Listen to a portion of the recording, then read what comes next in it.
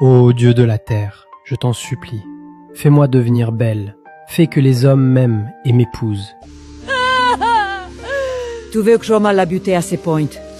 Ça ne se devine jamais à ce que mi api. Il faut et j'en sais que toi... Je ne veux rien d'autre, juste être aimé une fois, une seule fois. Prends ça, mets-le autour de ton cou et tu deviendras la plus belle femme du village. Mais retiens bien 2 choses, ne l'enlève jamais. Et surtout, ne laisse jamais aucun homme le voir. Nadira a accepté sans hésiter, puis la panique l'a frappée aussitôt. Et si je me marie? Si mon mari veut coucher avec moi? En un battement de cils, la vieille avait disparu, comme si elle n'avait jamais existé. Nadira, c'était ce genre de fille douce, travailleuse, toujours discrète. Mais ça ne servait à rien.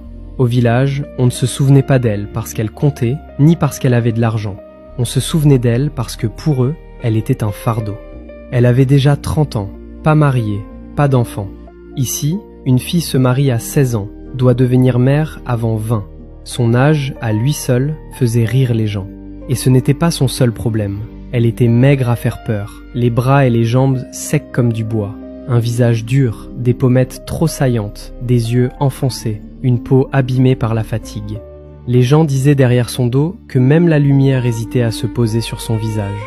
Depuis la mort de ses parents, elle vivait avec sa sœur et sa grand-mère. Elle partait avant l'aube, rentrait après la nuit, survivait à la force de ses mains. La vie avait un goût amer, le corps vidé, mais elle refusait d'abandonner. Elle aussi voulait être une mariée, porter un enfant, savoir ce que ça faisait d'être aimée. Mais ses rêves s'éloignaient chaque année un peu plus. Les saisons passaient, ses amies se mariaient une à une. Même sa sœur avait trouvé quelqu'un avant elle. Pire encore, même les veufs n'en voulaient pas. À chaque mariage, quand les tambours résonnaient, son cœur se faisait frapper lui aussi. Pas de joie, juste une moquerie silencieuse.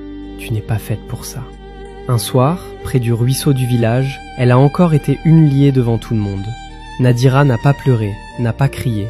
Elle a juste pris une décision. Si la bonté ne lui valait aucun respect, alors elle irait chercher la beauté, peu importe son origine. Elle est entrée seule dans la forêt interdite.